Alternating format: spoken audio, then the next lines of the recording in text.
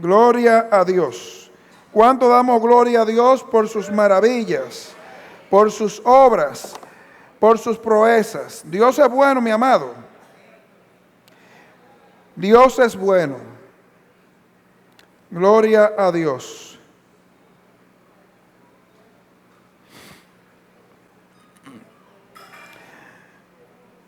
Vayamos a nuestras Biblias y busquemos el texto que leyeron los hermanos para la base de la predicación de esta tarde.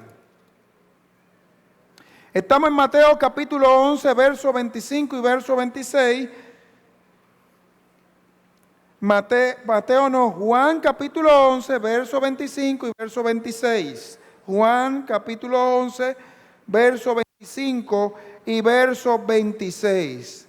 Gloria a Dios. Leemos esta palabra en el nombre del Padre, del Hijo y del Espíritu Santo. Pueden quedarse ahí sentados, no hay problema con eso. Le dijo Jesús: yo soy la resurrección y la vida. El que cree en mí, aunque esté muerto, vivirá.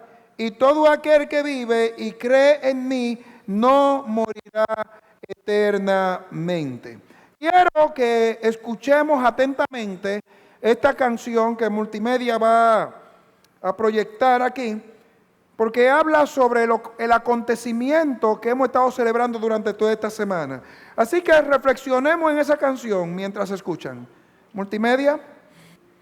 Amén. Gloria a Dios. Esta es una canción que la compartió una de nuestras hermanas a propósito de la Semana Mayor, como le llamamos, y narra precisamente todo lo que aconteció durante esa semana, desde domingo hasta domingo. Ahora vayamos nosotros a Juan capítulo 11, verso 45 al verso 53, que está correlacionado con lo que acabamos de leer hace un momentico. Juan capítulo 11, verso 45, inicio la lectura en el verso diciendo: entonces muchos de los judíos que habían venido para acompañar a María y vieron lo que Jesús hizo, creyeron en él. ¿Qué fue lo que hicieron? Creyeron en él. Pero algunos de ellos fueron a los fariseos y le dijeron lo que Jesús había hecho. Entonces los principales sacerdotes y los fariseos reunieron el concilio y dijeron: ¿qué haremos? Porque este hombre hace muchas señales. Si le dejamos así, todos creerán en él, y vendrán los romanos y destruirán nuestro lugar santo y nuestra nación. Entonces Caifás, uno de ellos, sumo sacerdote aquel año, les dijo: vosotros no sabéis nada, ni pensáis que nos conviene que un hombre muera por el pueblo y no que toda la nación perezca. Esto no lo dijo por sí mismo, sino que como era el sumo sacerdote de aquel año, profetizó que Jesús había de morir por la nación. Y no solamente por la nación, sino también para congregar en uno a los hijos de Dios que están dispersos. Así que desde aquel día acordaron matarle. Este acontecimiento que se narra en Juan capítulo 11 da inicio a esta persecución para que se cumplieran las escrituras. Y eso inicia precisamente con la muerte y la resurrección de Lázaro. Por eso cuando Jesús proclama esta palabra, dice: yo soy autoridad, yo soy la resurrección y la vida. El que cree en mí, aunque esté muerto, vivirá. Es porque él sabe, él está seguro, él se conoce a sí mismo, sabe de dónde vino, sabe a dónde va y cuál es el propósito, el objetivo por el cual está aquí. Los seres humanos somos egoístas.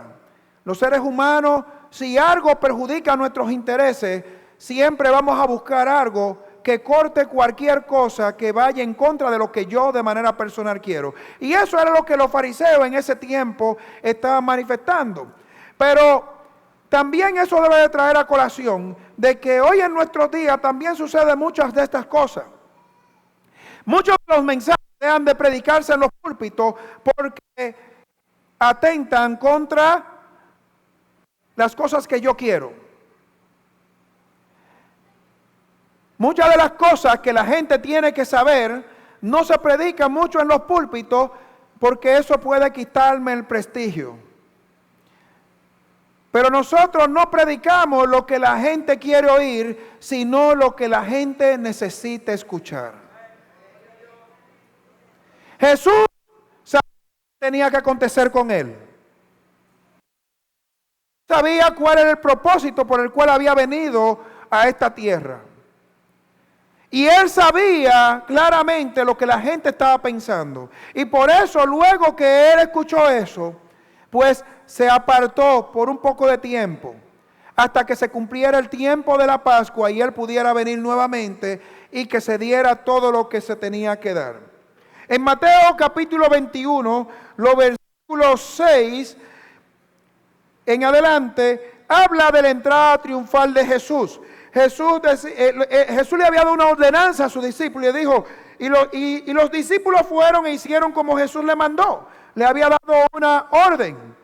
¿Qué fue lo que le mandó? Que fueran y buscaran a un pollino hijo de asna que no había sido montado por nadie. Y entonces dice, verso 7, y trajeron el asna y el pollino y pusieron sobre ellos sus mantos y él se sentó encima. Y la multitud, que era muy numerosa, tendía sus mantos en el camino y otros cortaban ramas de los árboles y las tendían en el camino, y la gente que iba adelante y la que iban detrás aclamaban diciendo, Hosanna al Hijo de David, bendito el que viene en el nombre del Señor, Hosanna en las alturas, Hosanna en las alturas.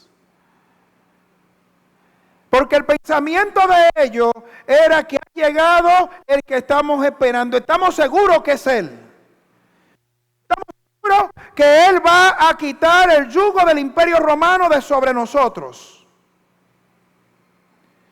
Pero lo que Jesús había hecho en Juan capítulo 11 y lo que estaba pasando aquí no fue entendido de la manera que tenía que ser entendido.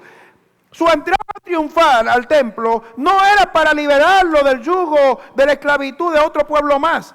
Jesús podía haber hecho eso, pero podía venir otro pueblo y quitarlo. Gloria a Dios. Gloria a Dios. Podía venir otro pueblo y también esclavizarlo. Pero realmente lo que el ser humano necesita para ser libertado es ser libertado de sí mismo. No hay mayor esclavitud que tenga una persona que la esclavitud que se autoimpone. ¿Escuchaste eso? No hay mayor esclavitud que tenga la persona que aquella que es autoimpuesta.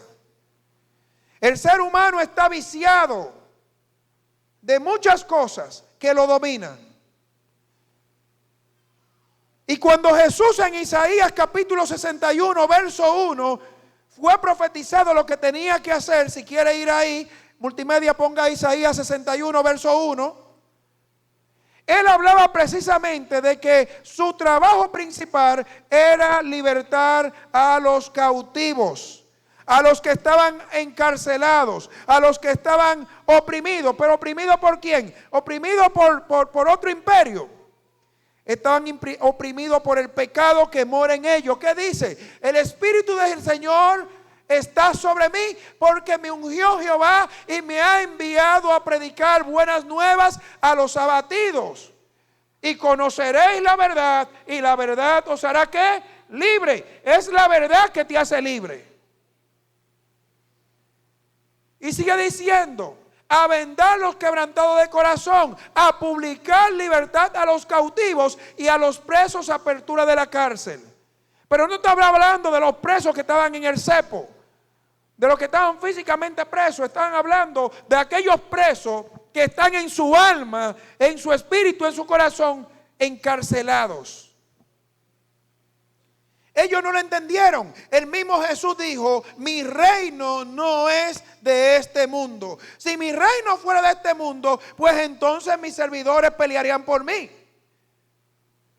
Pero su reino no era de este mundo. Y sobre lo que él venía a triunfar no era sobre otro que esclavizaba físicamente a otro. Eso viene después. Eso es para otro capítulo, para otro episodio de la historia. Como estábamos estudiando hace un tiempo aquí, línea de tiempo. Va a llegar el tiempo en que ya los gobiernos humanos dejarán de ser. Pero para que haya un reino eterno, un reino perdurable, el ser humano tiene que ser libertado de sí mismo. Porque vivimos esclavizados con conductas, con pensamientos, con costumbres y culturas que no te favorecen, pero que tú entiendes que sí. Yo entiendo que sí. Yo entiendo que sí. Y Cristo viene a libertar a los cautivos, a los encarcelados. Su entrada triunfal no era sinónimo de que él iba a libertarlo del yugo de Roma. Lo que hizo posteriormente Jesús durante toda esa semana fue también enseñar a cómo la gente debía de vivir. Mientras la gente veía la opresión física como algo que era lo que ellos querían libertarse, él veía que ellos estaban encarcelados en sí mismos, en su propio pensamiento. Ellos veían las señales, los prodigios y la maravilla que hacían. Y eso le daba indicio: este es el hombre, esta es la persona que estábamos esperando. Pero no estaban entendiendo que él vino a pagar el precio de los pecados. El sumo sacerdote Caifás en ese momento profetiza: es mejor que muera uno por toda la nación y no que toda la nación perezca. Porque fíjense cómo Dios revela la cosa: la nación iba a perecer, pero ese uno iba a traer libertad por causa de su propia muerte.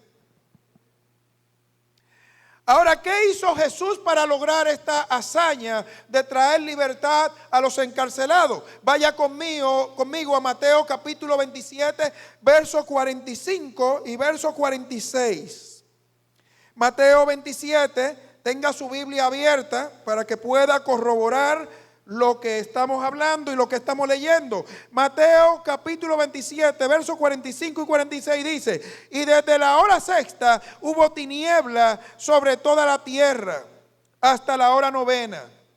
Cerca de la hora novena, Jesús clamó a gran voz diciendo: Elí, Elí, lama sabactani. Esto es: Dios mío, ¿por qué me has desamparado? Lo que Jesús estaba viviendo en su condición humana era algo que nadie podía librarlo. Lo que la gente veía con sus ojos, oscuridad por todas partes, dice la Biblia que todo se puso oscuro. Todo estaba oscurecido. Pero lo que Jesús estaba librando ahí era la batalla más épica que se pudo haber librado en cualquier batalla de la historia humana. Jesús estaba cargando sobre sí mismo el pecado de toda la humanidad. Mientras el ser humano lo que veía era oscuridad, físicamente hablando, lo que Dios estaba cargando sobre él era el pecado de toda la humanidad. No el pecado de algunos, el pecado de todos, absolutamente de todos. Primera de Pedro capítulo 3, verso 18 y verso 19, multimedia, ayúdame ahí. Jesús entonces hace el siguiente paso. Primero carga el pecado de toda la humanidad. ¿Y a dónde se dirige? Primera de Pedro capítulo 3, verso 18 y 19. Ok, ¿qué es lo que dice? Porque también Cristo padeció una sola vez por los pecados. ¿Por qué fue que padeció? Por los pecados. El justo por los injustos, para llevarnos a Dios, siendo a la verdad muerto en la carne, pero vivificado en el Espíritu. Verso 19. En el cual también fue y predicó a los espíritus encarcelados. ¿Recuerdan lo que leíamos ahorita en Isaías capítulo 61, verso 1? La historia de Jesús no es simplemente murió y estaba en la tumba por 3 días. Él fue allá a lo más profundo, donde ya los muertos que habían muerto estaban encarcelados. ¿Y fue a qué? Fue y predicó el evangelio de libertad también allá. ¿No es eso lo que dice? Que fue y predicó a los espíritus encarcelados. A veces nosotros quizá ventilamos la muerte y la resurrección de Cristo y solamente miramos la parte física, pero no estamos mirando que detrás de todo eso hay un engranaje que Cristo tuvo que morir, cargar con el pecado de nosotros, descender a lo más profundo donde estaban todos los muertos encarcelados y predicarle para llevar libertad a aquellos que habían muerto antes de él.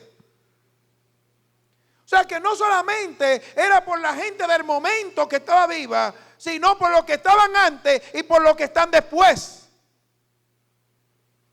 Por eso nosotros, cuando bautizamos, representamos la muerte, pero también representamos la resurrección para vida eterna. Gloria a Dios. Mateo 27:50 y verso 51 dice lo siguiente. Mas Jesús, habiendo otra vez clamado a gran voz, entregó su espíritu. Entregó el espíritu. Y he aquí el velo del templo se rasgó en 2, de arriba abajo, y la tierra tembló y las rocas se partieron. ¿Qué fue lo que hizo Jesús?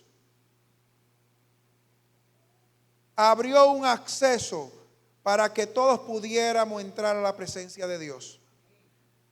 Anteriormente, antes de eso, pues entraba una vez al año un sumo sacerdote en representación de todo el pueblo para presentar a Dios sacrificio por el perdón de los pecados de ellos.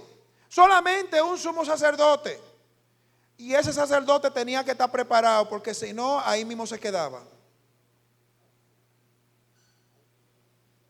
Pero el velo se rasgó en señal de que ahora todo creyente puede entrar a la presencia de Dios sin permiso de otra persona. Ahí se cumple lo que Jesús le dijo a la samaritana cuando se le presentó. Llegará el momento que no será ni aquí en este monte ni en el templo que me adorarán, sino que Dios busca verdaderos adoradores que le adoren ¿en qué? En espíritu y en verdad.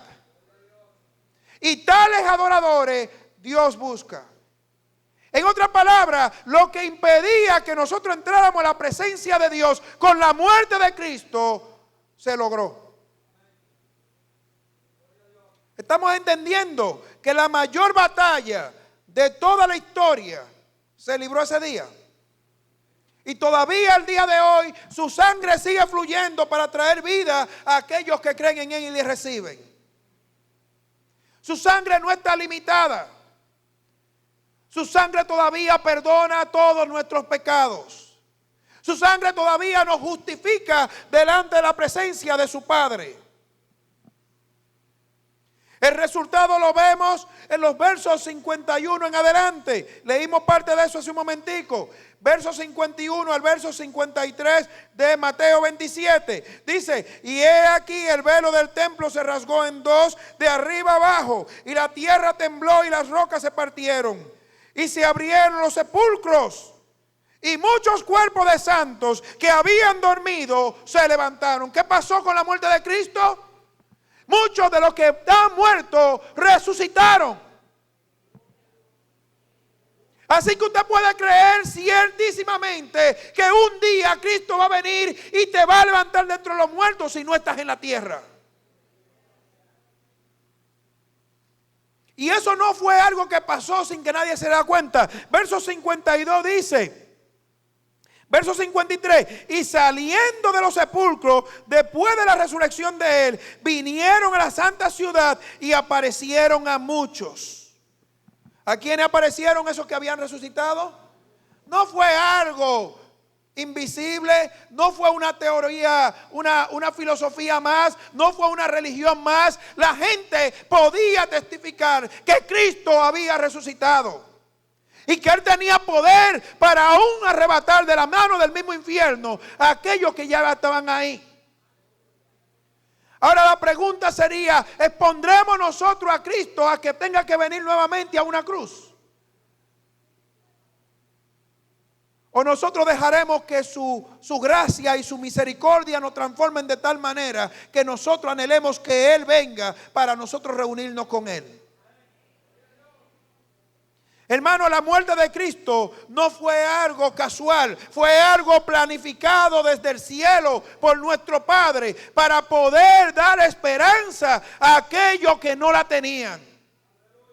Y dentro de eso estábamos nosotros también. Colosenses capítulo 2, versos 13 al 15, dice de la siguiente manera: y a vosotros, estando muertos en pecados, en la incircuncisión de vuestra carne, os dio vida juntamente con Él, perdonándonos todos los pecados. ¿Cuántos pecados perdonó?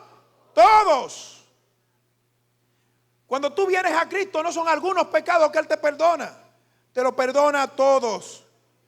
¿Y qué pasó en el verso 14? Anulando el acta de los decretos que había contra nosotros, que nos era contraria, quitándola de en medio y clavándola en la cruz. Lo que te condenaba a ti y a mí, lo que no nos permitía tener un lugar en el cielo, por medio de la muerte de Cristo, nos abrió ese espacio, nos abrió ese lugar allá. Entonces no menospreciemos la gracia que ha sido derramada sobre nosotros, mis amados. Vivamos como es digno de ser llamados hijos de Dios. Pero no solamente eso pasó. En la cruz se tuvo la mayor victoria que se pudo haber tenido en cualquier batalla. Verso 15 dice: y despojando a los principados y a las potestades, los exhibió públicamente, triunfando sobre ellos en la cruz. No fue fuera de la cruz. La victoria que Cristo obtuvo sobre los principados y la potestad de la tiniebla fue ahí. Porque ahí se dejó ver la justicia de Dios y se dejó ver la injusticia de ellos. Ahí Dios triunfó, Cristo triunfó sobre toda potestad de la tiniebla. Y ahora ellos tienen dominio sobre ti si tú le permites que tenga dominio sobre ti. Porque si te mantienes en Cristo Jesús, si te mantienes en santificación, si te mantienes buscando en obediencia a Dios, pues no hay potestad de la tiniebla que tenga autoridad sobre un hijo de Dios. Ellos tratarán de amedrentarte, ellos tratarán de hacerte pensar que tú no vales, ellos tratarán de hacerte pensar de que fue en vano, pero si te dejaste engañar, entonces sí será cierto lo que ellos te están diciendo. Pero si tú con tu boca declaras: Jesús pagó el precio de mi encarcelamiento y me dio libertad, entonces ellos tendrán que huir de ti. Por eso es que dice la palabra: resistí al diablo y él ¿qué va a hacer? Pero hay que resistirlo con la verdad. Hay que resistirlo con una conciencia de santidad.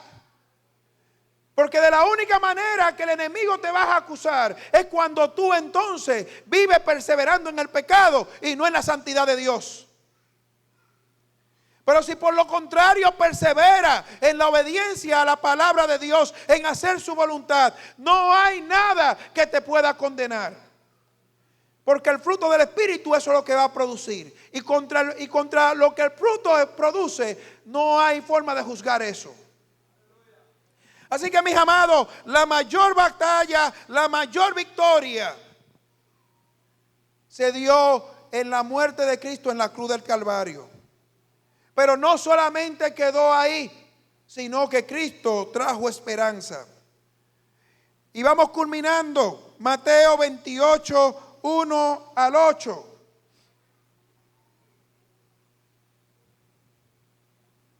Pasado el día de reposo, al amanecer del primer día de la semana, vinieron María Magdalena y la otra María a ver el sepulcro. Y hubo un gran terremoto porque un ángel del Señor descendió del cielo y llegando removió la piedra y se sentó sobre ella. Y su aspecto era como un relámpago y su vestido blanco como la nieve. Y de miedo de él, los guardas temblaron y se quedaron como muertos. Mas el ángel respondió, dijo a las mujeres: no temáis vosotras, porque yo sé que buscáis a Jesús, el que fue crucificado. No está aquí, pues ha resucitado. Como dijo, venid y ved el lugar donde fue puesto el Señor. E id pronto y decid a sus discípulos que ha resucitado de los muertos. Y he aquí va delante de vosotros a Galilea, y allí le veréis. He aquí os lo he dicho. Nuestra esperanza no está en una tumba. Nuestra esperanza no está clavada en la cruz. Nuestra esperanza ha resucitado. Nuestra esperanza ha resucitado. Cristo resucitó de entre los muertos. Cristo está vivo.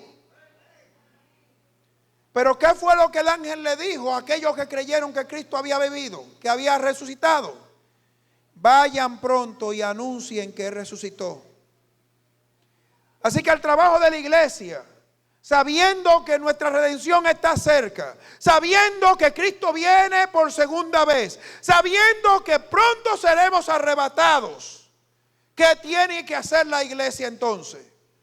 Salir y proclamar a Cristo a los cuatro extremos.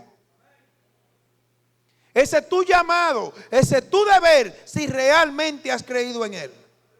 Si no has creído, te lo justifico que te quedes callado. Pero si tú dices con tus labios que has creído en Jesucristo y le has recibido en tu corazón, entonces sal y proclama el nombre del Señor a los cuatro extremos de la tierra. Donde quiera que Dios te ponga, levántate y predica a Cristo, porque Él ha resucitado.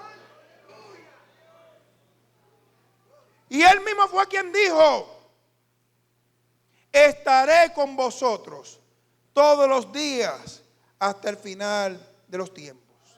Ponte sobre tus pies. Aleluya. Si hay alguien que todavía aquí no ha recibido al Señor Jesucristo como su Señor y Salvador, Dios te da una oportunidad preciosa de tú abrirle tu corazón a Él en esta tarde. No siga huyendo de su llamado. Porque el simple hecho de tú estás aquí es porque tú no estás aquí por casualidad o por coincidencia, sino porque Dios te trajo aquí. Así que no desperdicies más tu tiempo lejos de Cristo. Si hay alguien que todavía no ha entregado su corazón al Señor, hazlo, mientras todavía Él pueda ser encontrado. Pronto este mensaje, pronto esta predicación, pronto esta iglesia no estará aquí para seguirte diciendo lo mismo. Y lo único que va a quedar es un lloro y un crujir de dientes en muchos que escucharon y no hicieron caso. Así que busca al Señor mientras todavía pueda ser encontrado. El día de mañana solamente sabe Dios si tendremos oportunidad, pero este es el día aceptable. Así que voy a orar. Y si hay alguien que haya recibido, que haya creído en el Señor Jesucristo, al final acércate, no tenga temor. Y dime: pastor, creí en el Señor Jesucristo, ore por mí. O acércate a la persona que te trajo también y dile: mira, yo quiero recibir a Cristo, ¿qué tengo que hacer? Entonces recíbele ahí, ellos te van a decir lo que tienes que hacer. Pero no salga de ahí, de este lugar, sin haber tomado esa oportunidad de recibir a Cristo como tu Señor y Salvador. Eterno Dios y Padre de toda gloria y majestad, en cuya presencia estamos, te damos gracias, Señor, porque tú eres bueno. Te damos gracias porque todavía hasta el día de hoy tu sangre sigue fluyendo para dar vida y para perdonar nuestros pecados, Señor. Padre, ayúdanos a no callar, Señor, sino a proclamar tu palabra a toda criatura.